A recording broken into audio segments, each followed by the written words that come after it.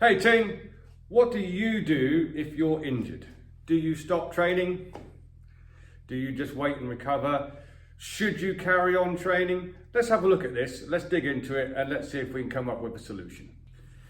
So, if you do combat sports, there's a high chance you're going to get injured. It happens a lot. Crikey, if I didn't train when I was injured, I wouldn't train at all. Right now, pain through my shoulder, down my arm, through all the damage in my neck. So it's a little bit of a different scenario. But we can often get caught in this thing where you get injured, so we don't train. And this depends on your mindset. Having been doing this a very, very long time now, I've seen all sorts of injuries and I've seen all sorts of excuses as well. I will mention no names because they are part of this gym. But I'll give you a little scenario. I had someone a few years ago who had signed up to a white collar boxing match, nothing to do with me or this gym. They'd gone off and signed off to a white collar boxing match, and they had a 10-week camp. So they were going and training there and also coming here and training. And this person turned up one night and they'd had a little accident at work and something had fell on their finger, and you get a little bruise on your nail and stuff like that.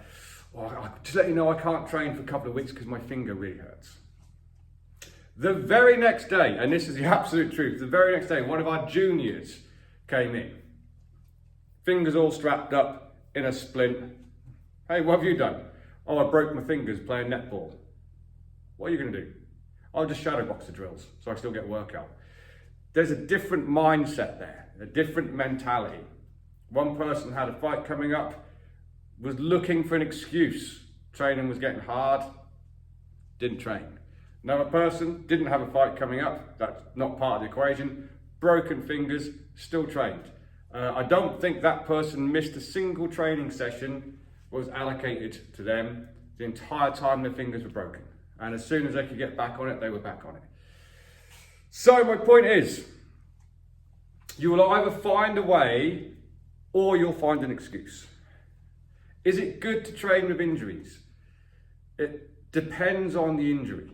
So I'm not saying that you should go train with injuries, but could you train with injuries? For instance, my neck is screwed.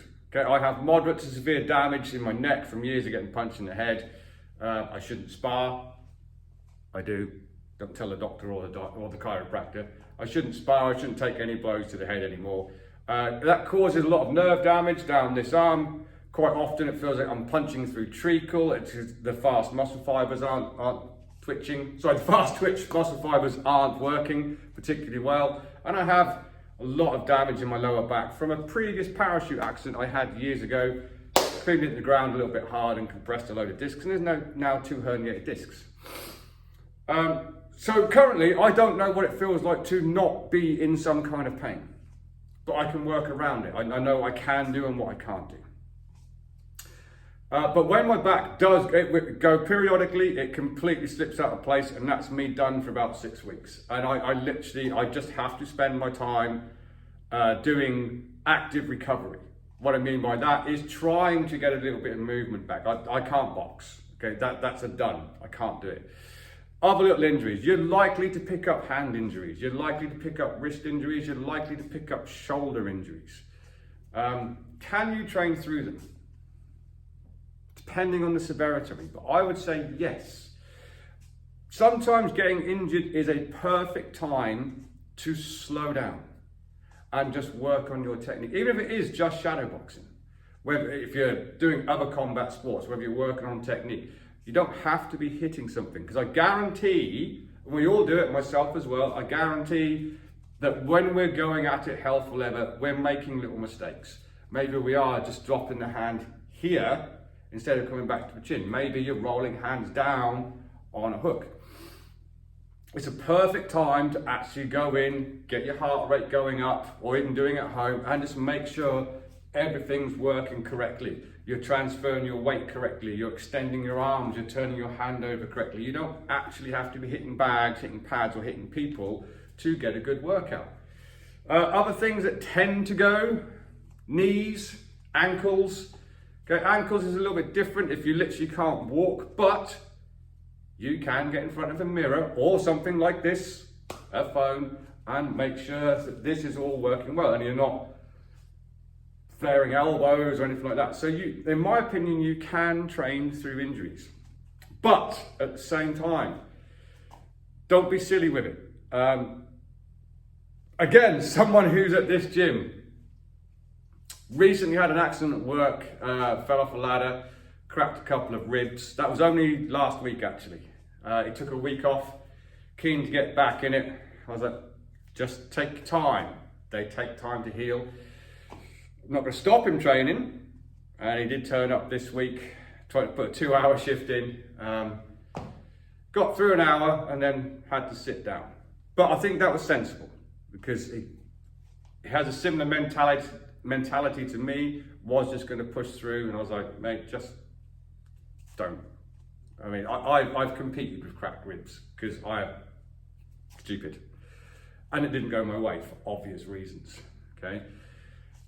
Injuries, there's lots of things we can do. Even if it's just getting some resistance bands and working through your technique, it's going to help. And the truth of the matter is, half the time it's going to aid your recovery. So don't be afraid to still go and do your workouts. Just slow them down. I personally think you can train through your injuries. What do you think? Am I wrong? Should you just completely rest and let it heal and then go back to training? Let me know what you think in the comments. But here's why I don't think you should do that. It's very, very common, bear in mind as a coach, seeing this happen, that you get a bad injury, I need to rest, I need to not train, blah, blah, blah. And then that time slot that you normally have allocated for your training, you fill that time with something else because you're resting and you're recovering. And then when it comes back to getting back into training, it's hard to then replace that with your training again. And you get back and, oh, I'll go next week. And honestly, I've heard every excuse you can think of. I really have. And to be fair, I'm not magic. I've made excuses myself. I can't do this because I'm injured. Sometimes I probably could. As I said at the start of this video, you'll either find a way or you'll find an excuse. What do you think? Should you train through injuries?